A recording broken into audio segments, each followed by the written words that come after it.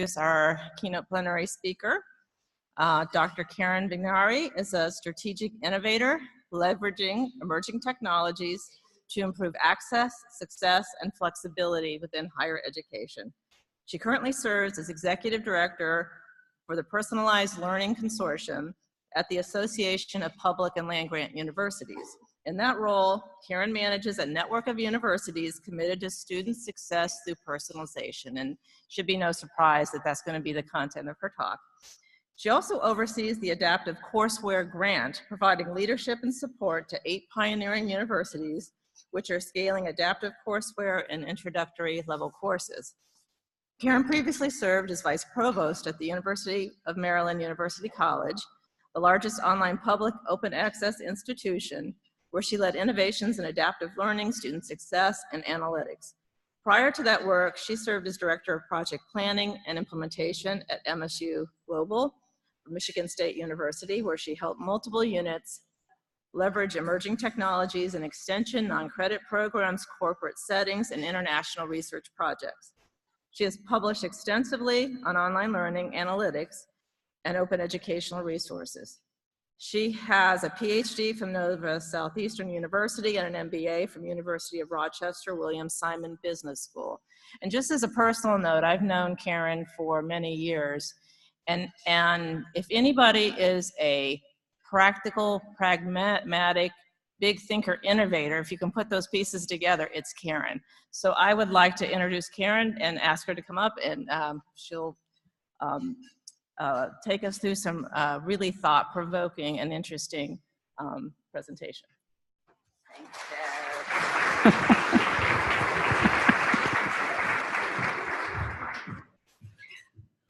Good morning, everybody. I just really want to extend my thanks to Deb. She asked me to come here and share with you some of the work that we're doing, and I'm excited. Oh, you're fixing me up. And I'm excited to do that, but I also want to be very clear. I think that organizations like Quality Matters remain incredibly important in the landscape, even though what we're doing may push you a little bit further. And I also want to give my personal thanks to Deb Adair for her leadership in this field. I don't know that Quality Matters would be where it is without her, so I think you all should give her a round of applause.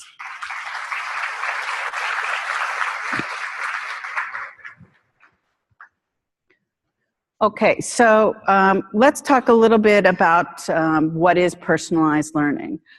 So personalized learning is a terminology. There are certainly definitions that we can attach to it. This one is the one we have on our website right now, and it has been adapted from some of the work that Titan Partners has done. Personalized learning really seeks to accelerate. It is connected to student success.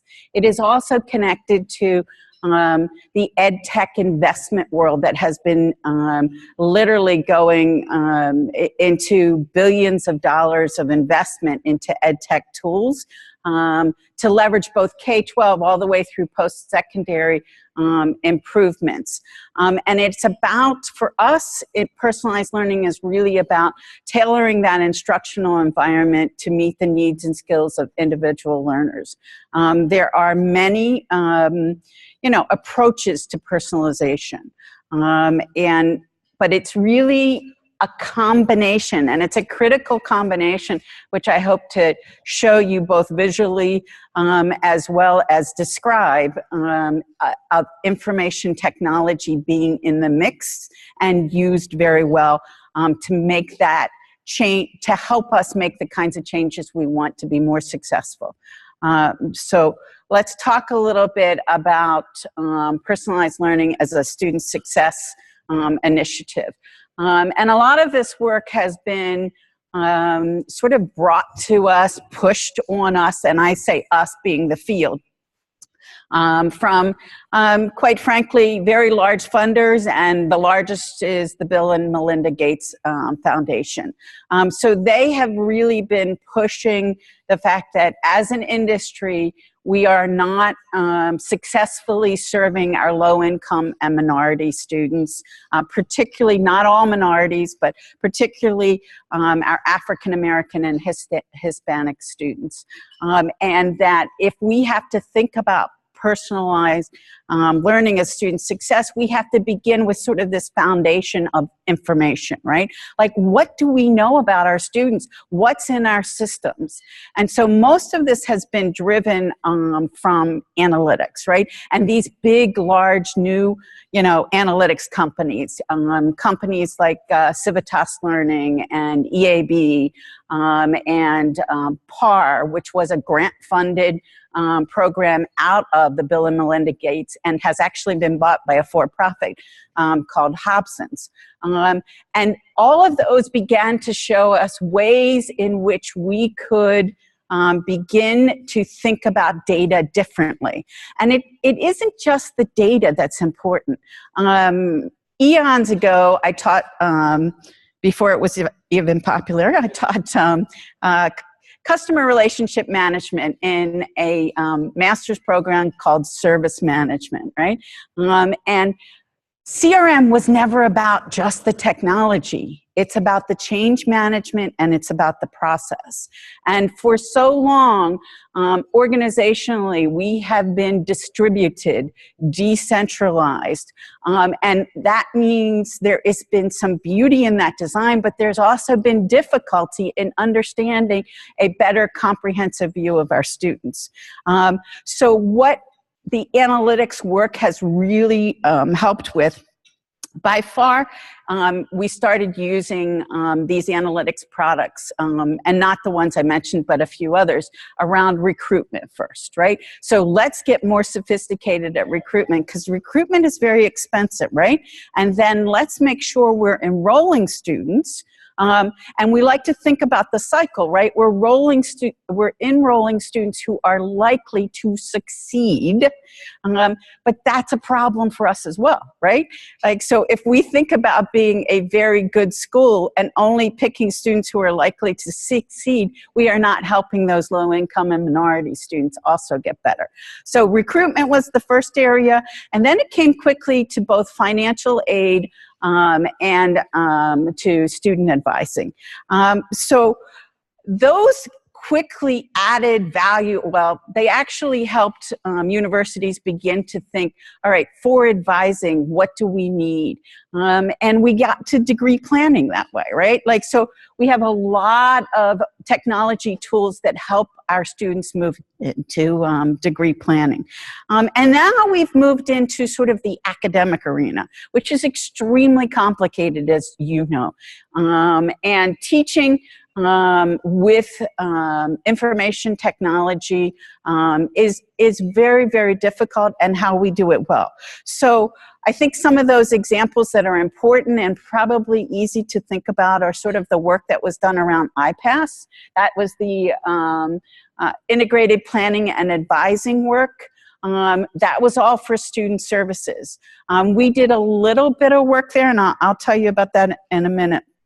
But the other work that is really important is around personalized, probably using adaptive learning. But in this world, there is also online learning.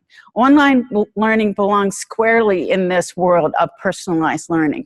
Many of you who practice online, and by the way, who taught an online learning class before 1997? Anybody in the room? I taught my first one in 1997. I see a couple hands. More?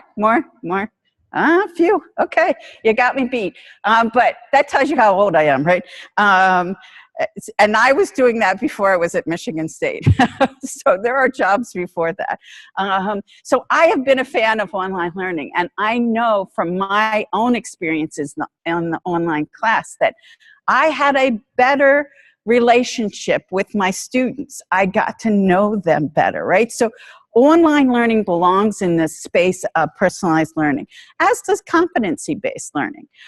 So let's think about what it is that we are doing, and that's the Association of Public and Land Grant. We are actually a really small department within the Association of Public and Land Grant. And what you should know about the Association of Public and Land Grant Universities is that we've been around for a very long time. You know, the 1962 Morrill Act, and we had different names. We changed our name several times since the 1920s. But right now, we currently represent all 50 states, 4 U.S. territories, and in the last 4 years, we've had public universities from Canada and Mexico join us.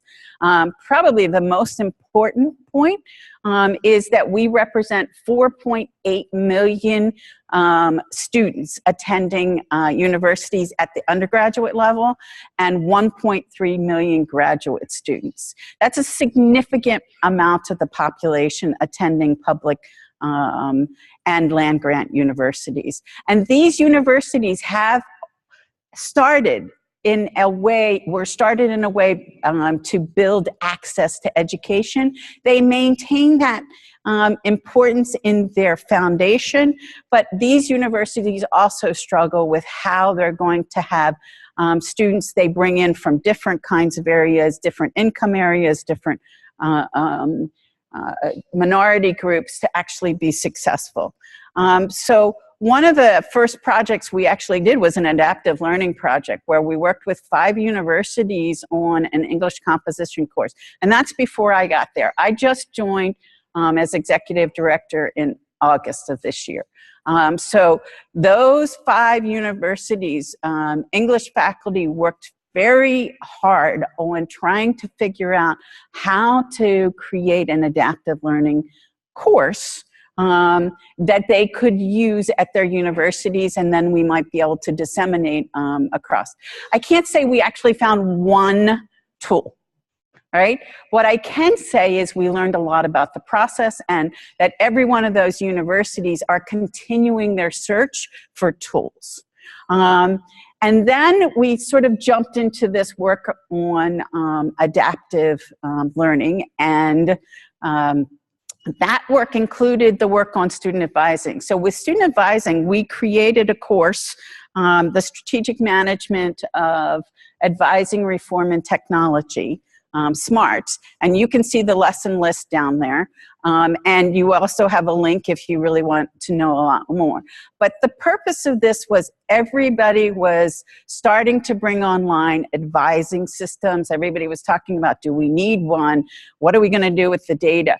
This course is all about change management process. Like, what do leaders need to know if we're going to actually use the data and change how advising works?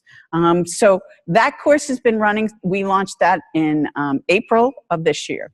At the same time, we had a very large grant that was released. The RFP was released last 2016, and the grantees were selected. We have some of our grantees, Oregon State, Northern Arizona, who are also members of Quality Matters. It's sort of exciting work. I'm going to talk a lot more about that project as we move forward. So the APLU is very interested in personalized learning, but it is also interested in the whole of the university.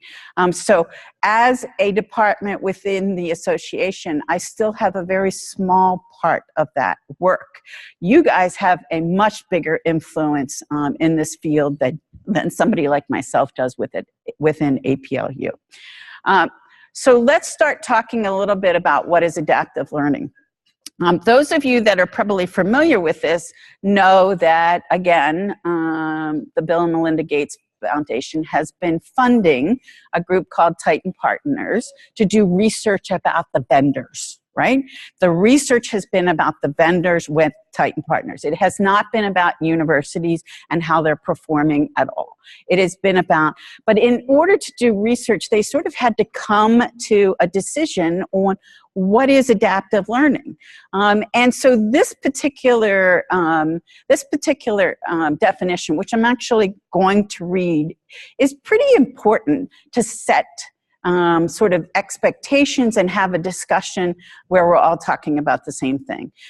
As an approach to creating personalized learning experience for students, adaptive learning takes a sophisticated, data-driven, and in some cases, nonlinear approach to instruction and remediation, adjusting to a learner's interaction and demonstrated performance level, and subsequently anticipating what types of content and resources learners need at a specific point in time to make progress.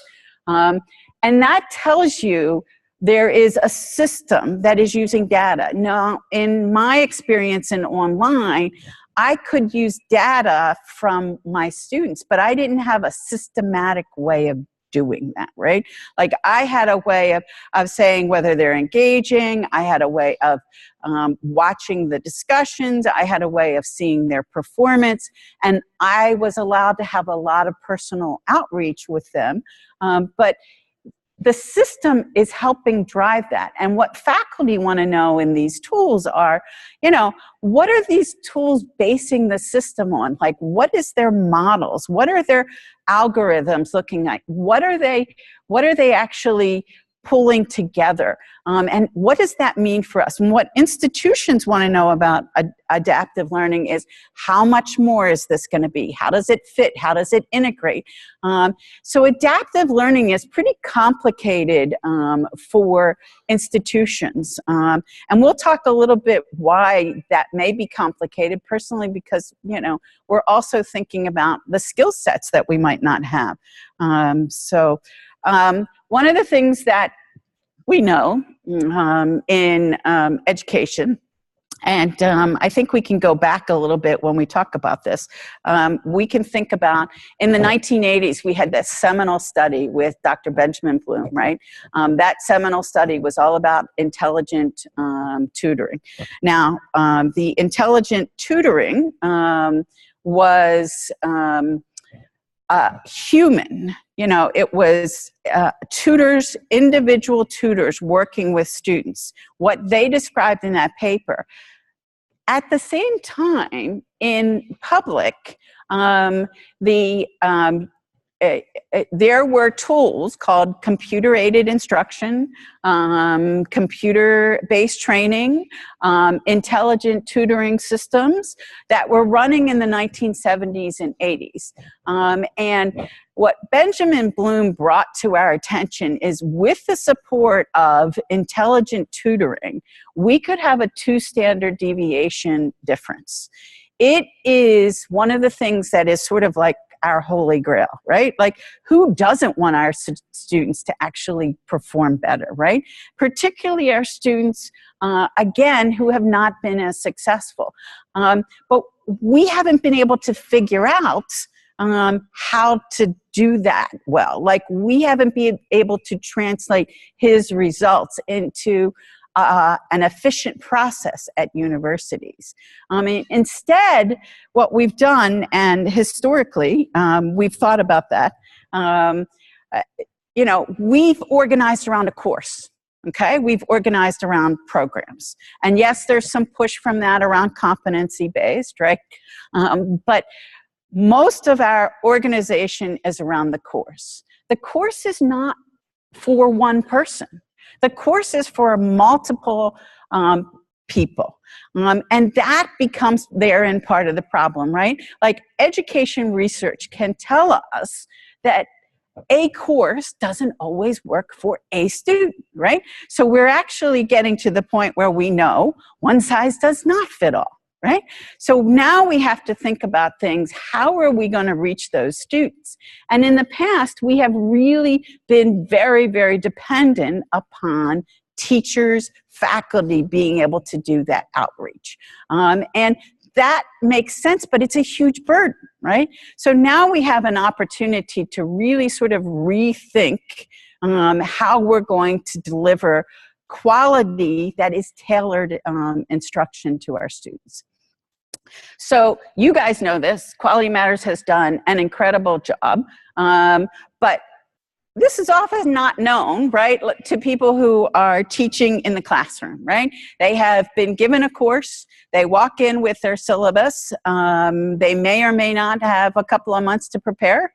They actually don't understand, more than what's on the syllabus and their expertise, right?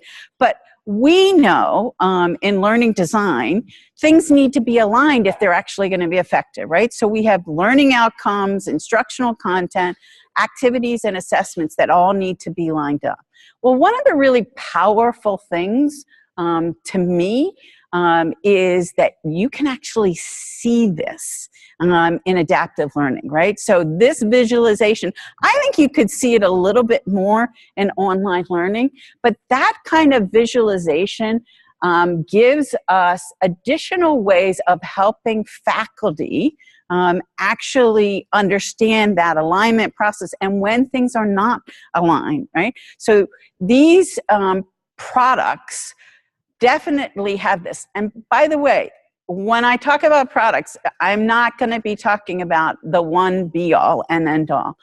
Nor do I believe that adaptive learning is the silver bullet. I think it will be a tool in the arsenal that helps us be more successful. But I think it's really important to understand it's been really hard for educators to line up outcomes and content and assessment and activities. And when we do this in a digital environment, it gets a little bit easier because we have a constant reminder and we have tools helping us do that. So if we think a little bit about what adaptive learning is, I think there's some really good work out there by a lot of good people. Steve Lassiter and Nishan Walker. I'm just going to play Steve's video for you. But I left the URL up here, and I do believe these slides are available to you. If not, I'll make sure that we do that for you. One of the things I like about the way they talk about these kinds of tools is that they're starting to bring together the complex nature of them, and they're starting to help you understand. This is where we get back to Herbert Simon talking about we are now in a team sport. Right? And I think online helped us get a little bit closer to the team sport, but adaptive is going to keep making us move in that direction. So let's take a listen to Steve, if I could do this correctly. And by the way, this is from eLiterate TV. I think Mike and Phil do a great job. Adaptive learning and machine learning used together, it's easy to imagine an intelligent robot out of science fiction. The truth about how these products work is both less glamorous and more complex. We asked experts at McGraw-Hill Education to explain the role that humans play in designing adaptive learning programs. The adaptive math homework platform will supposedly help me figure out that my student is having trouble with factoring, and that's why she's getting these particular math problems wrong. Let's assume that a student is struggling with factoring.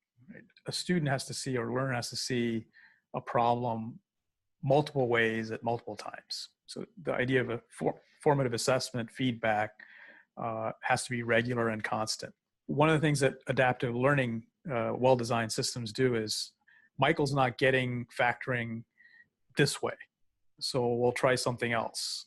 Also, how it's not just practicing, but deliberate practice that's spaced out, because you're going to forget.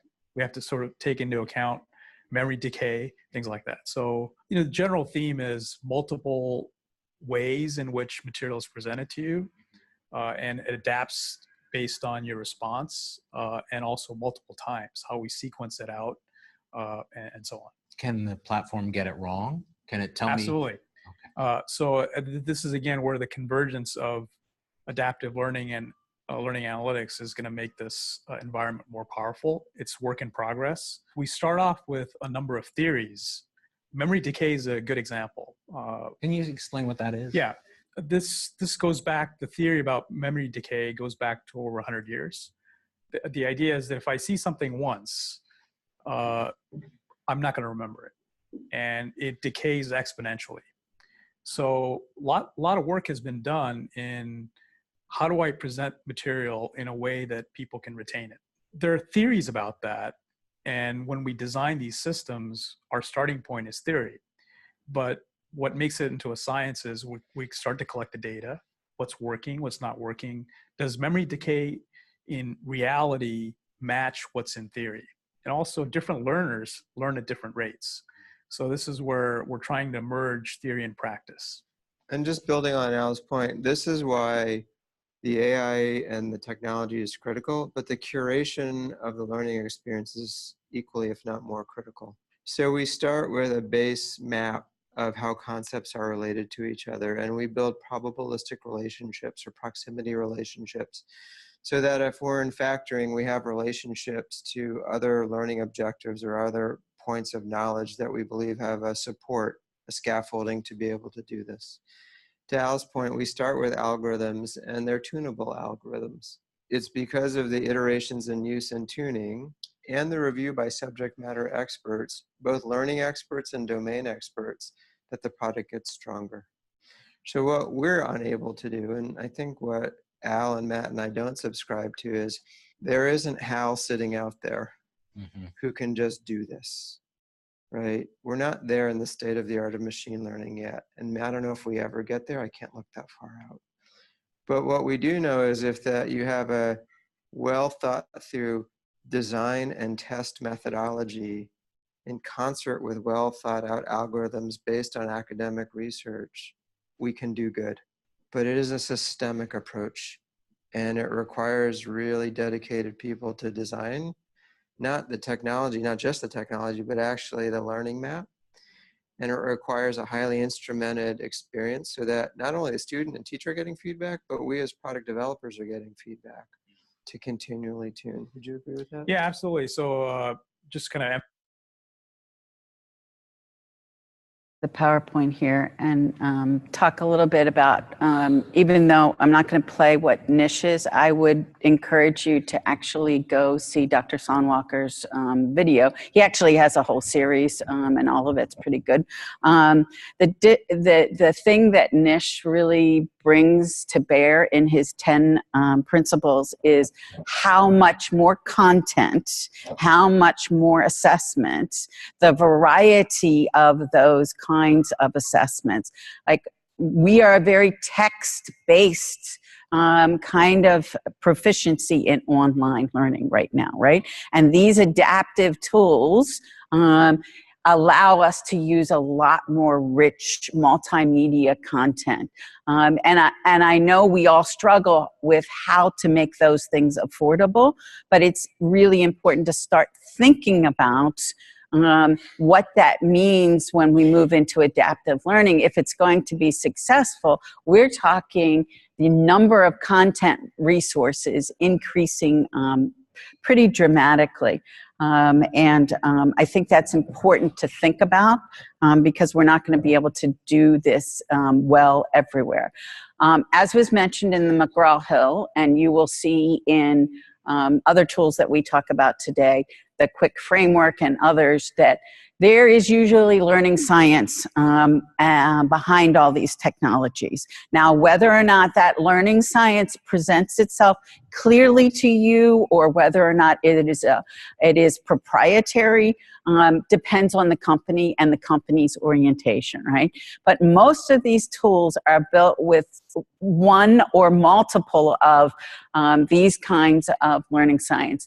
And I think we know that well-designed online learning is also built with learning science, but the fact that we have the data to actually show us how these things are changing after student use and continuing to use these theories to improve things is a big difference. It's a big change from what we've been doing. So if we were to think about what Steve and Al also talked about. They really talked about this coalescence, right?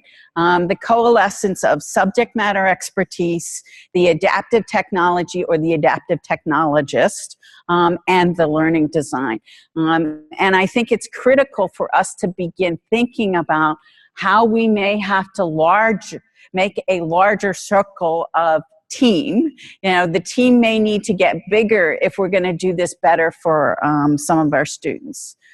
So I'm going to give you another, that was McGraw-Hill's. I have another 4 examples of companies that are also working in this area, and their depiction, right? These are their very, one-page sort of depictions, right? So you can go find a lot more content from them and dig deep into it, but I just want to have you look at a couple of different visuals. So this is from CogBooks. CogBooks has been working with Arizona State universities and others, and creating some really good courses in biology and history, partly again through Gates grant funding and the Next Generation Courseware Challenge. So their view is that in the traditional model, you're sort of all in this one big learning management course delivery system.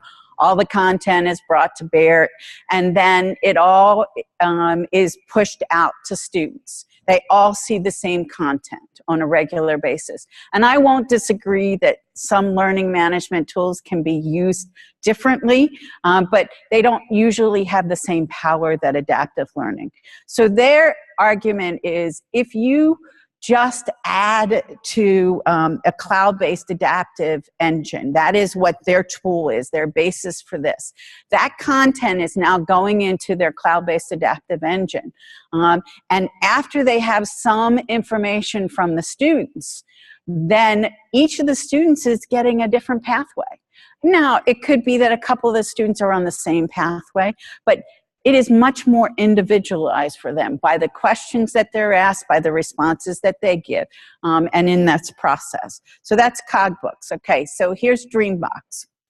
Dreambox is working more in the K-12 area, but what I particularly like about Dreambox is they really are talking about now how students are beginning to see the adapted sequencing, this little box underneath their modular curriculum learning activities. So students are beginning to see adapted sequencing, navigation, pace, pedagogy, and presentation.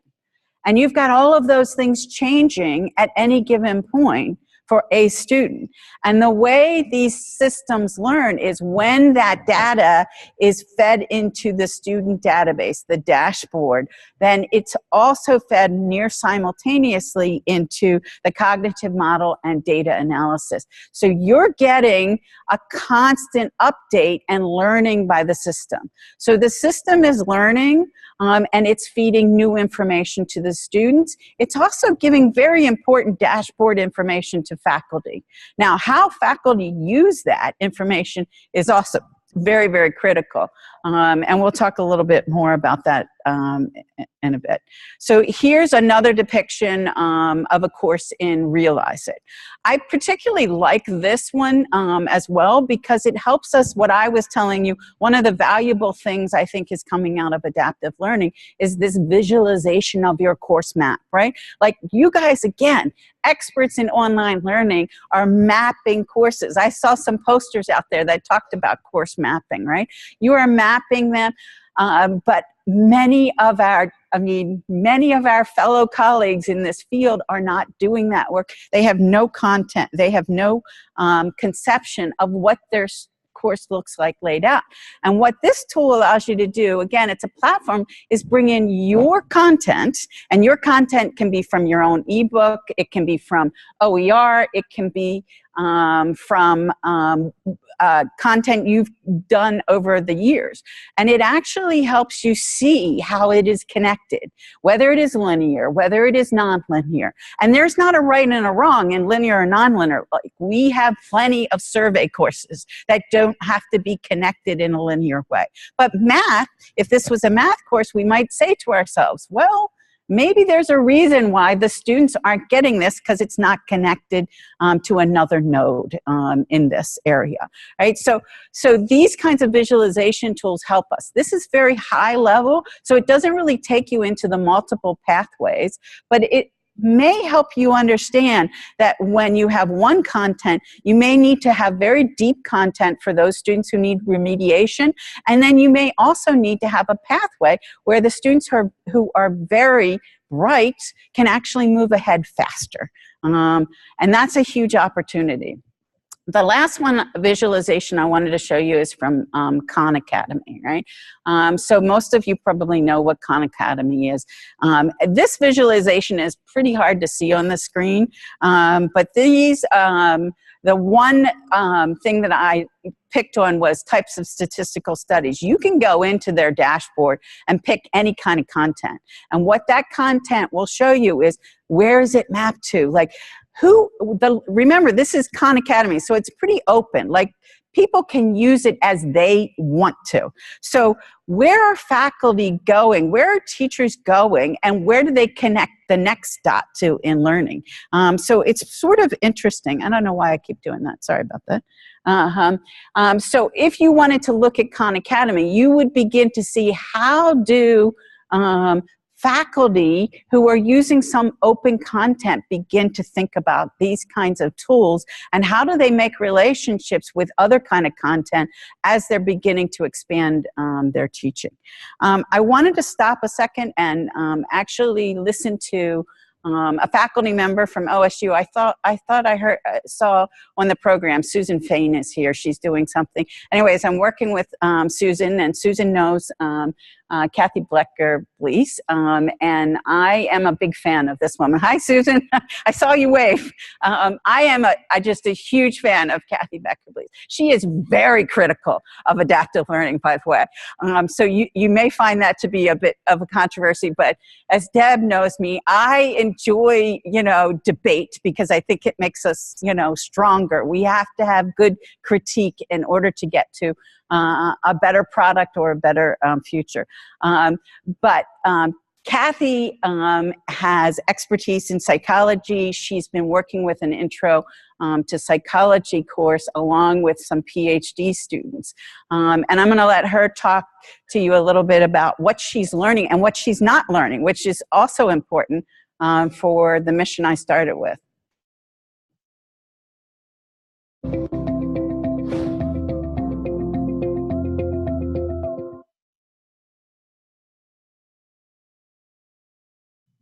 Okay, well, I've used adaptive learning in a large introductory psychology class that most students take, and there's just one introductory psychology class. It's not like biology where there's majors and then there's non-majors and now there's even a third.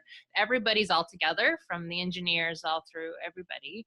And so that's part of the challenge, and that's what drew us to adaptive learning. And one of the biggest the wins and the reasons that we continue using it is that when we started using adaptive quizzing, they preferred it to the online static quizzing we were doing before. We had much less time spent going over why question 2, the answer was C and not D, because with adaptive quizzing, you can just kind of click, flag that question and move on. And students stopped coming to our office hours with the book saying, I just can't read this. Who could read this? Look at it, kind of a thing, and like poking it as if they were scared to open it. This got them to they had to have that book and open it, and it got them at least using the book, and that went away. When we lectured, we could assume after the adaptive learning that they knew a certain key set of words. So they may not have known those concepts very well, but at least I personally stopped defining words in lecture, and that got us pretty far down the road.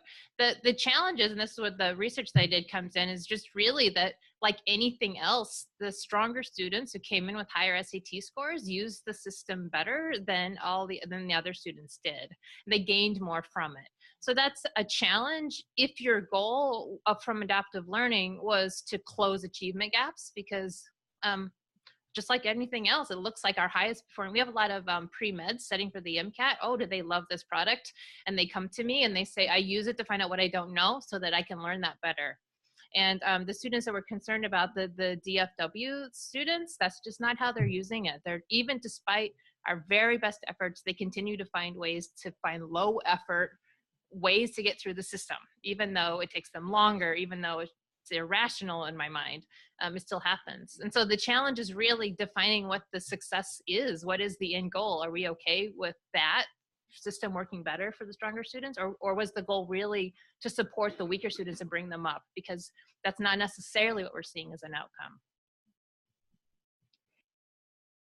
So I want to pick up on a couple of Kathy's points, right? I mean, what they're doing, what she's doing in the intro psychology course, and even if she's part of our Oregon State program, it doesn't mean that's what everybody at Oregon State is doing, and we'll talk a little bit more about that.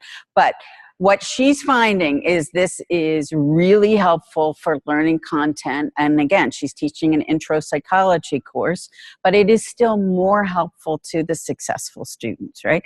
And what we're trying to get to in adaptive learning is how can we also help the other types of students, that is our low income and minority students.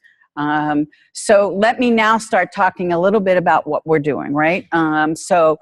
We had, again, a generous grant, and you can see, and I've already pointed to Susan, Oregon State is one of our premier colleges. We have Arizona State with us, Colorado State, Georgia State, Northern Arizona, Portland, University of Louisville, and University of Mississippi. And as I said, you will see a few of those are also your Quality Matter schools, right? So this cross-institutional collaboration, they had to agree, and while it's not on this slide, this is a big one, right? They had to agree in accepting this grant that they would scale adaptive courseware to 15% of all their general education enrollments. Now, they could pick a high-impact course to work on, but this was more around face-to-face. Some of them are using it blended and online as well. But this was really about face-to-face scaling of adaptive learning. They could pick a high-impact course. We were still just looking at the 15%. And I have to say, these colleges these universities are working really well. That means on an annual basis, they would report about 85,000 enrollments amongst these 8 universities if they meet their target. I think, quite frankly, a couple of them are going to exceed their target. And they're sharing information about what's working, what's not working, right? They're working with faculty. They are giving them incentives, money, and time. They have brought to bear a lot of their training and instructional design resources. Some include their online and e-campus folks. Others are using their Center for Teaching and Learning folks. They are developing peer learning communities. Actually, we're also developing peer learning communities. We were able to bring together about 100 faculty this past summer working in math, science, including biology, chemistry, and physics, English composition, social sciences, and economics, which could be part of social sciences, but they really had some differences. And those groups are now working online together to talk about what's working and what's not working. And senior leadership had to be involved in this particular grant. So we were given a list of providers. This is very important because this is very different, right? Much of online learning has been about redesign, good redesign, right? In this case, the Gates Foundation, from the work that the Titan had done with them, felt like there were enough suppliers out there that you could actually use some of these suppliers to scale, because we know that redesign takes more time. Right? It takes more time, and we wanted them to get busy scaling. And as I said, these institutions have already started to scale. But in that list, that predetermined list, there really are 2 kinds of adaptive courseware. One is the adaptive courseware that comes with content, and the other one is the platform types of courseware. So if you were a big OER school, you might want to look at these platforms versus the courseware. Faculty continue to struggle like they do when they use a book with adaptive courseware. These tools are not completely flexible yet, right? And some of the ways that the companies have built them means that you have to use every single chapter. Who uses every single chapter anymore? That is never the case. But now we're going into a redesign phase with those. So let me tell you a little bit about how great these guys have been doing. After 6 months, they've already reported 22,000 enrollments. Faculty are looking at this as a collaborative. And here's where I think this is an important distinction from online learning, right? We are asking faculty, they have to come in teams, and our preference is to see one whole course scaled to all sections of the course, right? But you can see that the disciplines are pretty much reflective of general education with the exception of business, and as I explained before, that's a high impact course. So what is the other part of the grant? And this wasn't as much the university's responsibility as it was our responsibility at APLU. That is to make sure we have a healthy supplier market, right? So in this, we are trying to say, here's your list of 21. You know, try to look broadly across that list to see if you can't use multiple providers in order to make sure we continue to have a very healthy, continuing to develop type of market. And you can see we moved from, in 2016, our institutions were using 6 providers, and by the end of June, they were using 12 providers. So that's good news.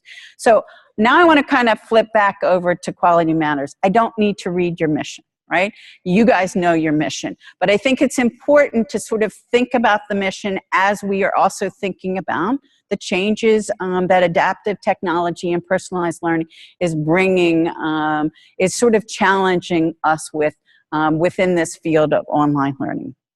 So if I go back, and I think this is true of all online learning, right? Like we have really been specialists combining our skills with learning design. So we have had subject matter experts working with learning designers, and that is, I think, also true of where Quality Matters is. There's very little expertise in the adaptive technologies, and I think we're going to have to change that. So what are some of those challenges, right? I mean, I think when we are starting to look at new and evolving fields, we have to, and new and evolving techniques and technologies, we have to sort of think about the innovation pipeline. I think there's really 5 here. The technology knowledge that is needed, how this is going to be used across modalities and not just in online learning, publishing sort of versus the process, right? Like right now we're very focused on, can you show me the content in the course as a way to sort of indicate quality, right? It's not the only factor, but it says I need to see your content as well, right? But now we have process that's constantly changing and updating the content. And we have to think about the nature of that and what that means for thinking about quality standards. And then, as I mentioned early on, you know, all of us are dealing with course versus individual. And I think that's also a challenge for us with these new tools. So if we're to think about sort of this innovation pipeline, we sort of think about invention, then we think about innovation, and then we think about implementation. Like if I were to talk about online learning, I just told you I taught my first class in 1997, I would think we're pretty much an implementation stage, right? I mean, while some universities may say this is an innovation, there are lots of good research on how to do this. There are groups like yours, Quality Matters, that can help with a lot of expertise. I would argue you're not in the innovation stage anymore. You're really in the implementation stage. Now, where is adaptive learning?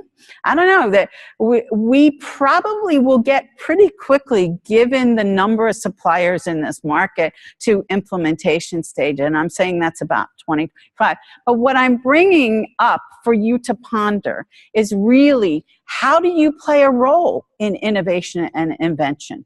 Quality standards are usually part of the implementation process, right? Should you guys be thinking about the innovation pipeline as well when you're thinking about your work here at Quality Matters? And there are some tools out there already being built that help us measure efficacy. This is around the technology knowledge. Do we all have to go out and hire an adaptive technologist? I'm not saying we need that. By the way, I don't necessarily understand the algorithms in every one of these systems either. Well, let me just restate that. I never understand the algorithms in any of these systems, right? I don't have that kind of math background. But what I can do is I can depend on other people who do understand these tools. And if we are going to think about how we might partner, we might want to think about some of the work that's been done, right? There is Courseware and Context Framework. Again, this work builds off of the work that was done by the Titan partners, but it included SRI, who is really known for a very effective research in education. It included the Online Learning Consortium, OLC, and they had a selection of executive senior educators who were on their executive team informing this process. So the quick framework was really built to be a set of tools that help you decide what is the most important part of an adaptive technology that you need on your campus. And we have found that the quick framework, one of our colleges is using it very well and somewhat exclusively, and that is Georgia State. And they are using it to help discover the right tool for the courses that they are launching, and then they're also helping select that tool through the process. So it can be a very useful kind of framework. And when it comes to adoption and evaluation, the framework is still a little bit weak in that area.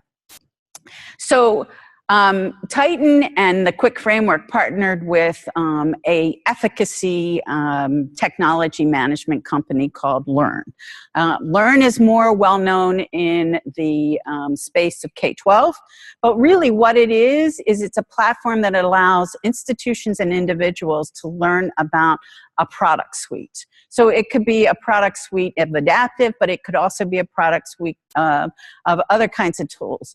And what they are able to do is from the information that teachers put in, that users put in, that other institutions are putting in at the same time, they begin to have an analysis. So it's sort of, not only does the vendor put in their information, but so do the users.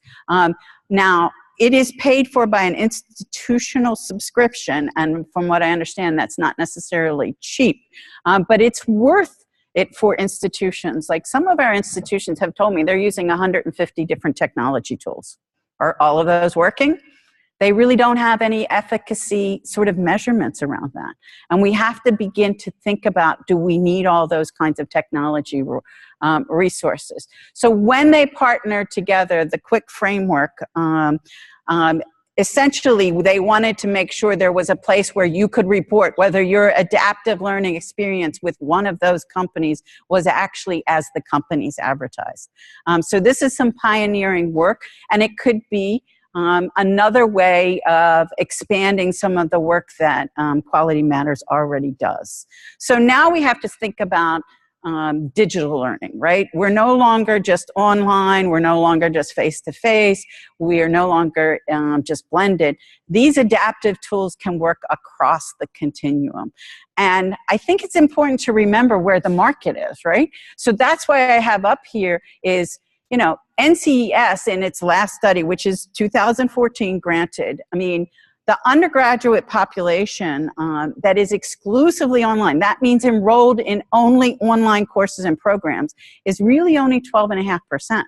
Those people who are taking online are another 13%. That means close to 75% of the market is still in face-to-face. Right? So that's also a challenge for an organization like yours. And now you have tools that are going to be used across that continuum of digital learning. And how do you think about that? Do you need to be in other modalities? I don't have the answers for you. I just know these things are starting to happen, right? And then I think one of the things we don't know is if we look at that same data, we can tell that the students, like half of the students taking online, are choosing to take some online courses. We don't know if that's because that's, you know, more appealing to them, that's because there isn't an online program, or is that really how they want flexibility in their learning? But that's some of the questions we need to think about as organizations that are working for students, not just for institutions.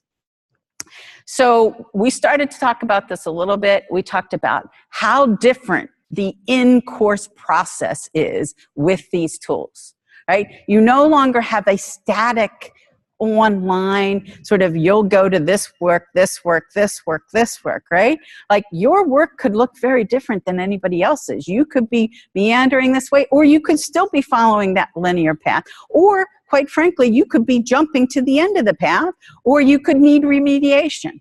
These are very different processes than what we've been focused on with a course time. And how faculty are choosing to use this information is really exciting, right? Like faculty are using the adaptive learning to get data. When they have that data, they change what they do in the classroom. Not every single one of them, but they are becoming, you know, promoters of active learning.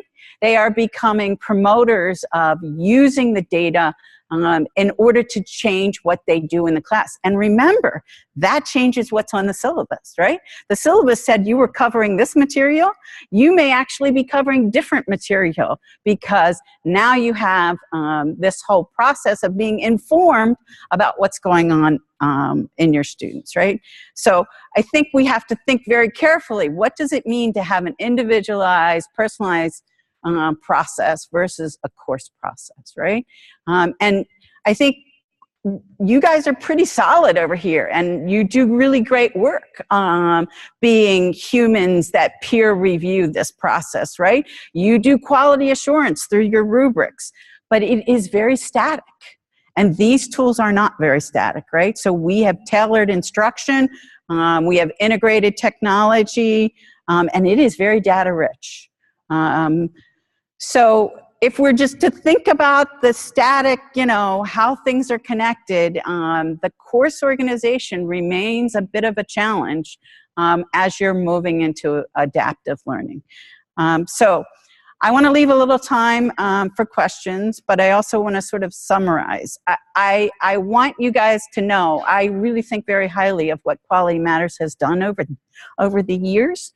And I think quality standards are needed. They are needed as we become more flexible. We're going to need groups like yours to really push boundaries with us as we move into this world where we have a lot more personalization, right?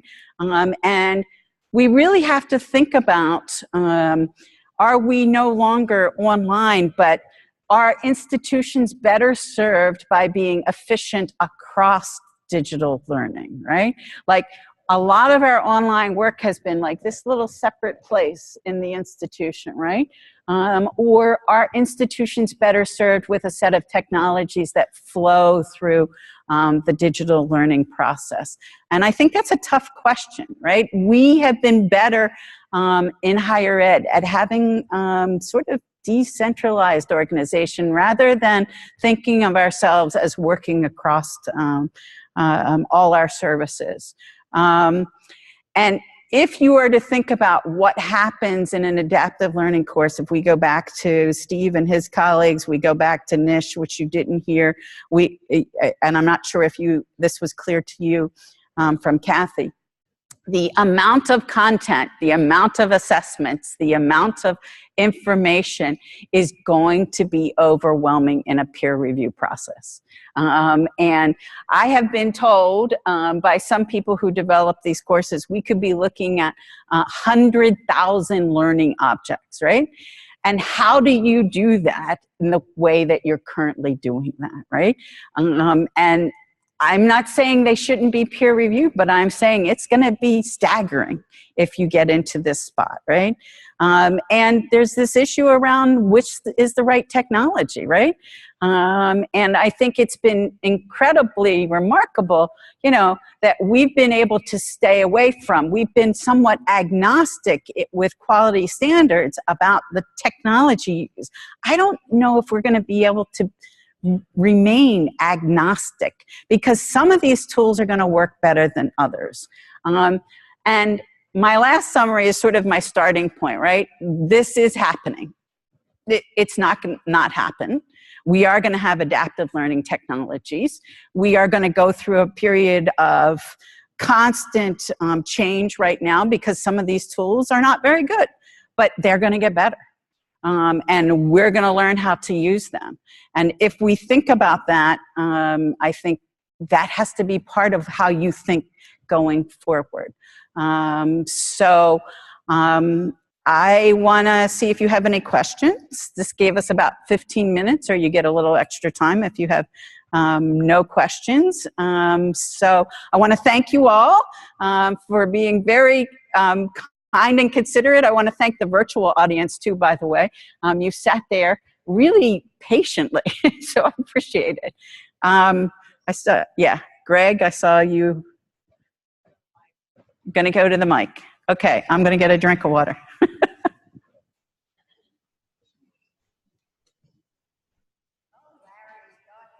Hey, Karen. Hi, Karen. Nice to see you. Thank you. This was Congratulations, Larry, by the way. Thank you, Karen. Thank you. A question for you about these. I really appreciated that second to the last point you just made about having to make technology decisions. I think that we tend to dance around. We like to keep our options as open as possible. And I think your point's a really good one. Sooner or later, you've got to sort of pick one.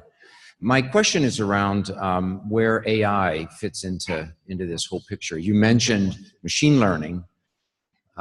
Where do AI type engines begin to inform the kind of decisions that we'd like to make in the adaptive and personalized space? So I think some of the companies, like I would say Steve, you know, Lester, they're already looking and trying to work on how to integrate AI, right? But I think what we're looking is we're learning from AI. And some people would argue with you that AI, underneath of AI, is intelligent tutoring, right? Which is where a lot of the basis of these systems already are, right? And again, I'm not a computer scientist, so I'm not going to take up that argument. But I think what we're thinking about with AI is it's a more sophisticated understanding, right? And right now, we're probably using more things. If we think about the technology, we're probably using more rules-based things, like if a student does this, this, and this, then they get this, right? But AI will say, I've learned you're doing this, this, and this. I no longer have to follow the rules, right? I'm going to send you to where I think you will do. I don't think we're going to see that for a couple of more years, but I do think it's going to be on the horizon. Like machine learning is going to be a big performance improvement, not the silver bullet, but a performance improvement. And then we're going to get into AI as we do this. So I'm very hopeful about these tools. I don't know exactly how we help ourselves become better stewards of understanding this, because we still need humans. I mean, adaptive learning is also, and I should have said this and I apologize, it's not about replacing the teacher. At least to me, it's not about replacing the teacher. It's about helping students interact with the content and the assessments so that the teacher can take that information and get them up to higher order thinking, or get them into a project-based learning plan, right? Humans are still really good with that.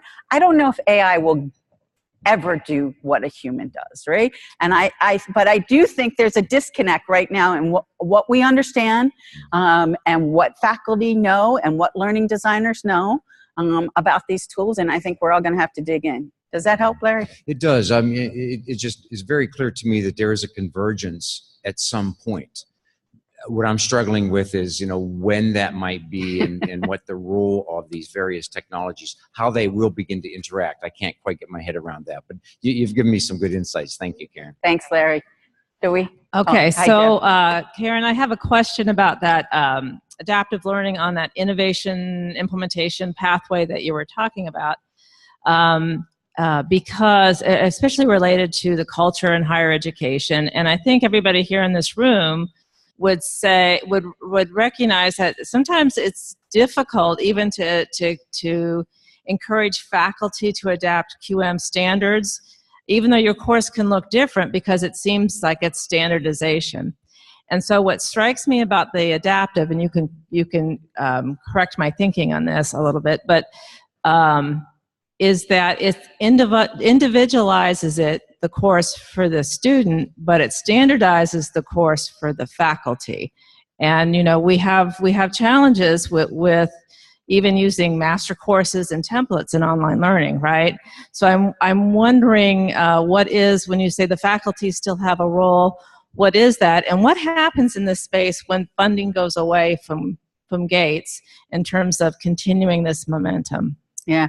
So two-part question. I think I completely agree with you, Deb. I do think that it requires standardization, but I also think it requires it amongst a group of faculty, particularly at our intro courses, right? And that standardization will be really hard. So if we are thinking about that pipeline, it is difficult to be in the innovator side when we're asking faculty to sort of work together. But I think what we're really beginning to see, and I hope this is true. I know these things are really powerful to me. I think faculty believe in the quality and content of the course that they're teaching, right? But when you show them, it is not necessarily connected the way they think it is. I think they are willing to sort of step back and say, okay, what do I have to do differently? I think these visualizations help.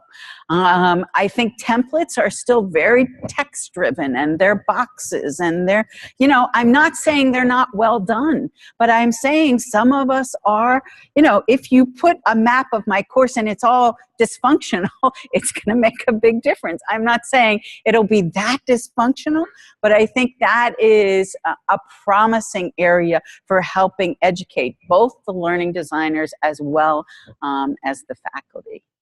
Ron? Hi. Very interesting talk, a lot of things to think about.